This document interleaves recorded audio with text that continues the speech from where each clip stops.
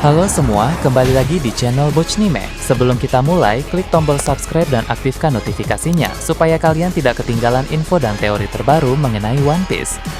Sekarang lanjut ke pembahasan.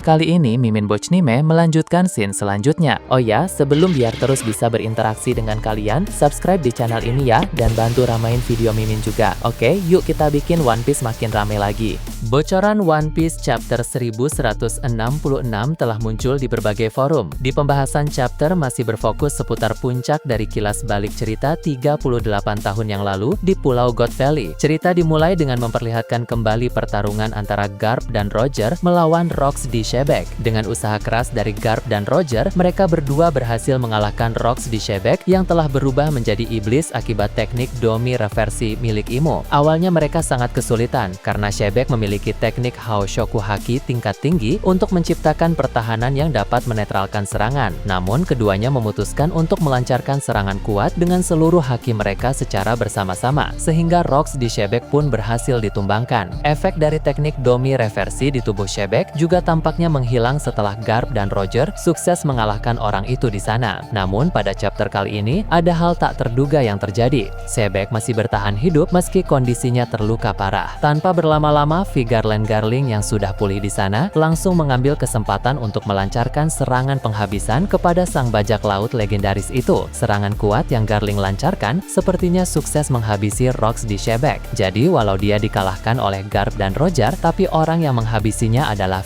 Garland Garling. Garling tentu masih dendam kepada Shebek atas apa yang Shebek lakukan kepadanya beberapa waktu yang lalu. Shebek mengalahkan Garling dengan satu kali serangan yang sangat kuat. Jelas dari segi power, Rocks di Shebek ini jauh di atas Garland Garling. Hanya saja di sini ada situasi yang sangat menguntungkan bagi Garling, yang mana Shebek sudah dikalahkan oleh Garp dan Roger sehingga kondisinya sudah terbilang sangat melemah. Dari sinilah julukan Champion of God Valley mulai dimiliki oleh Garling, yang mana orang-orang mengira bahwa yang menghabisi Rocks di Shebek adalah Garland Garling. Padahal kenyataannya Garling hanya nyampah saja. Yang benar-benar mengalahkan Shebek adalah Garp dan Roger. Untuk kalangan angkatan laut, memang berita yang beredar adalah Garp dan Roger yang menghabisi Rocks di Shebek. Garp pun mendapatkan julukan pahlawan angkatan laut. Namun di kalangan pihak lain, Garling lah yang diakui karena dia menghabisi Rocks di Shebek di saat-saat terakhir. Sebenarnya tadi ketika Shebek sudah dikalahkan oleh Garp dan Roger, efek Domi reversi Imo yang membuat Shebek menjadi iblis sudah mulai menghilang, sehingga kesadaran Shebek sudah kembali lagi. Hanya saja Garling muncul dan menyerang Shebek secara tiba-tiba sehingga bajak laut itu pun tewas seketika. Jika Garling tidak melakukan hal itu, sepertinya Shebek masih akan hidup lama dan menjadi bajak laut legendaris yang mengancam pemerintah dunia. Nah, itulah yang dipikirkan oleh Garling, sehingga dia harus langsung menghabisi Shebek pada saat itu juga. Terlepas dari semua itu, kematian Rocks di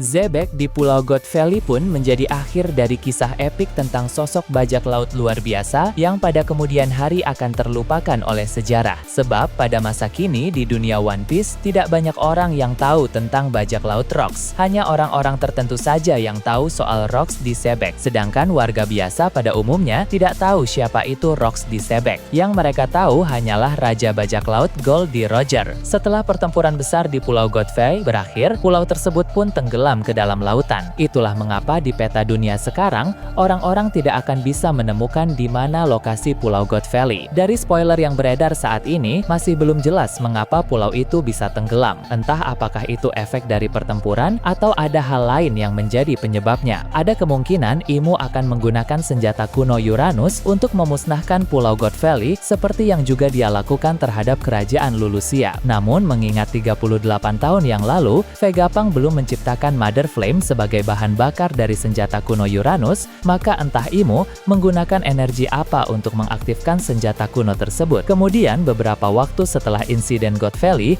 akan diperlihatkan reaksi dari banyak orang di dunia atas kehancuran bajak laut Rocks dan kematian Rocks di Shebek di sana. Hal itu tentu membuat dunia berguncang hebat karena pada masa itu bajak laut Rocks memang menguasai era tersebut. Mereka menjadi kelompok terkuat yang telah melakukan banyak sekali hal besar. Walau ada kelompok hebat lain seperti bajak laut Roger tapi pada masa itu bajak laut Rocks tetap tidak tertandingi. Jadi kehancuran mereka tentu menjadi berita yang sangat besar bagi semua orang, sekaligus menjadi awal baru karena para krunya masih bertahan hidup kemudian memulai jalan mereka masing-masing. Di masa depan, para kru bajak laut Rocks itu akan menjadi kapten dari bajak laut besar dengan segudang pencapaian. Dalam chapter ini juga diperlihatkan momen di mana Rocks di X Sebek memberitahu impiannya kepada Loki melalui kisah kilas balik. Sebek bilang dia adalah orang yang pada kemudian hari akan menjadi raja dunia. Hal tersebut merupakan impian besar yang membuat Loki kagum dan bersemangat ketika mendengarnya. Loki memang sangat mengidolakan Sebek, bukan hanya karena Sebek kuat saja, tapi juga karena prinsip dan impian Sebek yang begitu luar biasa. Namun impian itu hanya menjadi mimpi yang tak terwujud karena langkahnya harus terhenti di Pulau God Valley. Sebek sendiri memang bukan tandingan dari Imo karena walau dia kalah oleh Garp dan Roger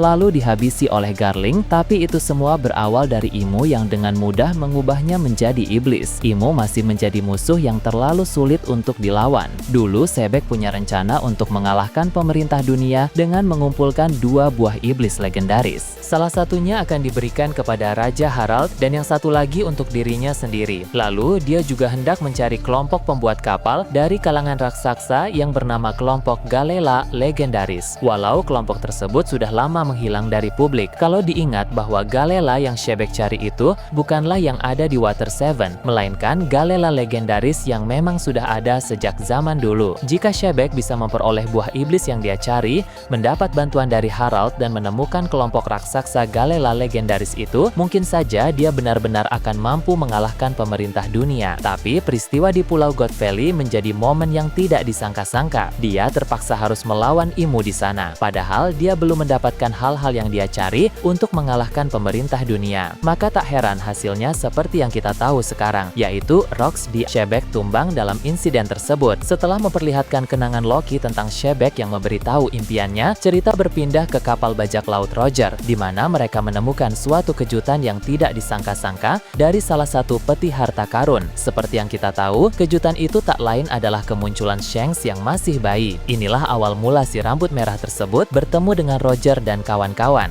Kelak dia akan tumbuh di sana sampai usia remaja dan membentuk kelompok sendiri setelah kematian Roger. Lalu cerita berpindah ke tempat lain menyoroti nasib dari Monkey D, Dragon. Di God Valley, orang ini mengancam komandannya sendiri agar mau menolong para penduduk yang terluka sebelum angkatan laut meninggalkan tempat tersebut. Tentu, apa yang Dragon lakukan dianggap sebagai pelanggaran berat. Bukan soal keinginan untuk menyelamatkan banyak orang, tapi soal caranya. Dalam memaksa sang komandan melakukan hal tersebut, Dragon pun harus menghadapi konsekuensi di mana dia ditahan di dalam penjara. Untung saja, ayah Dragon adalah Garp. Garp datang ke tempat di mana Dragon ditahan, lalu segera membebaskan anaknya itu dari sana. Garp ini memang sosok yang luar biasa. Di Pulau God Valley, dia terang-terangan melawan Saturn yang dirasuki oleh Imo. Nah, padahal para marinir sudah bilang bahwa orang itu merupakan seorang Gorosei, lalu dia seenaknya membebaskan Dragon dari sel tahanan. Namun, sampai sekarang Garp masih seorang marinir. Pihak pemerintah dunia ataupun angkatan laut tidak pernah memecat Garp atas semua tindakan-tindakannya itu. Hal tersebut tentu berkaitan dengan semua prestasi yang Garp miliki. Walau dia sering berulah, tapi prestasinya juga tidak main-main. Garp dibutuhkan dalam angkatan laut sebagai simbol kekuatan. Dia sangat penting untuk dikirim ke berbagai misi sulit dan pasti akan ada kekacauan internal dalam kubu marinir apabila pemerintah dunia memerintahkan Fleet Admiral untuk menghentikan Garp. Jadi dengan berbagai pertimbangan matang, Garp tetap harus dipertahankan di dalam angkatan laut. Tak peduli walau dia memang sering berbuat seenaknya. Dari Garp, Dragon sampai Luffy, mereka selalu melakukan berbagai hal yang membuat semua orang langsung terkejut. Sebenarnya, tindakan Dragon yang mengancam komandannya dan memaksa mereka untuk menolong para warga God Valley yang tidak bersalah adalah tindakan yang Garp sukai. Garp pasti berpikir bahwa justru itulah jiwa angkatan laut yang sesungguhnya. Mereka harus rela melakukan apapun demi nama keadilan.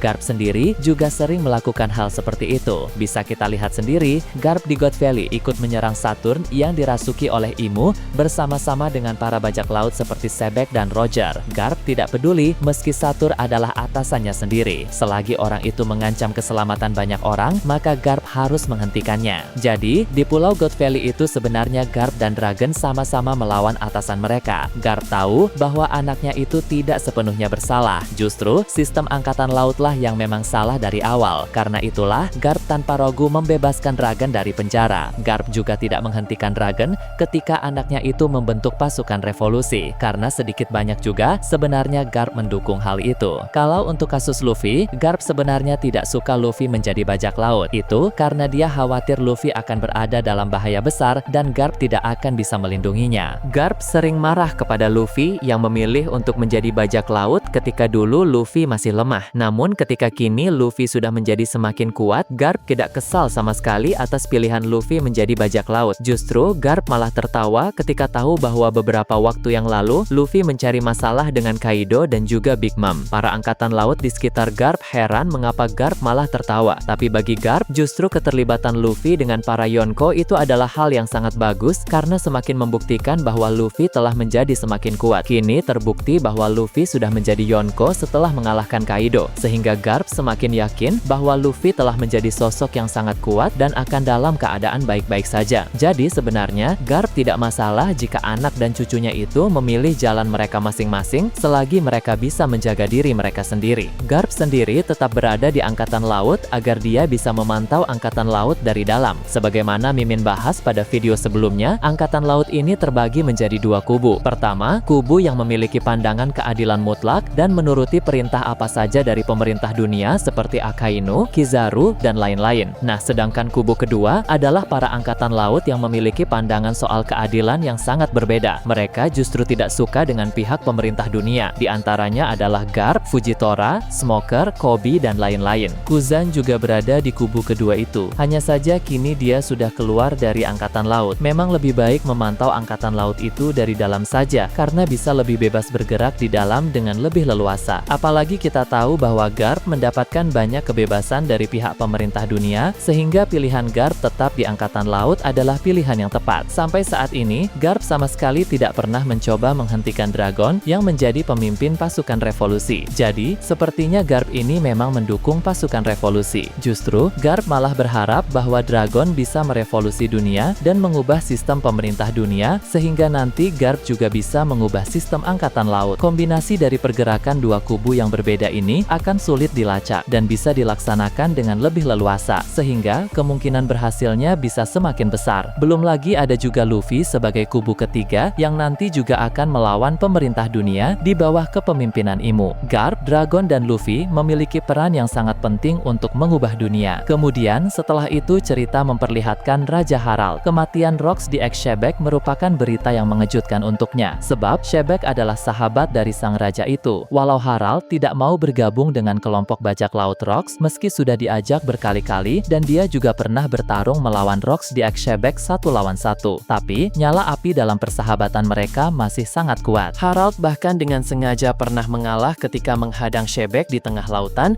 agar dia bisa pergi ke Pulau God Valley, sebab Shebek sudah menceritakan bahwa keluarganya sedang dalam bahaya di sana. Maka tak heran Raja Harald terkejut ketika dia mendengar bahwa sahabatnya itu sudah kehilangan nyawa. Harald pun melakukan sesuatu yang sangat mengejutkan, yaitu mematahkan tanduknya sendiri yang merupakan warisan genetik dari raksasa-raksasa kuno. Lalu di hadapan pihak pemerintah dunia dan angkatan laut, dia memohon agar mereka membiarkan para raksasa menebus kesalahan-kesalahan Elbaf pada masa lalu. Dia menawarkan perdamaian kepada pemerintah dunia, bahkan dia akan melakukan apa saja, termasuk menjadi budak mereka demi membuktikan ketulusan niatnya dalam membangun hubungan baik dengan pemerintah dunia. Tentu semua itu Harald lakukan bukan demi dirinya sendiri, melainkan demi kebaikan seluruh bangsa Elbaf. Dia tak mau para raksasa terus bermasalah dengan pemerintah dunia karena mungkin saja mereka akan berakhir sama seperti Rocks di Shebek. Harald ini memang raja yang sangat baik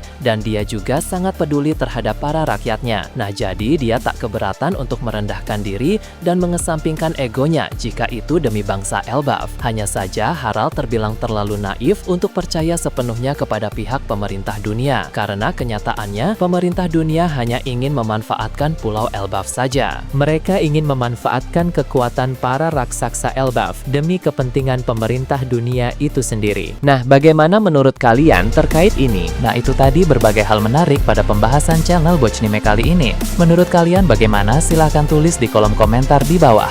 Oke, segitu saja untuk pembahasan kali ini. Jangan lupa like, share, dan subscribe untuk video menarik selanjutnya. Peaceful World!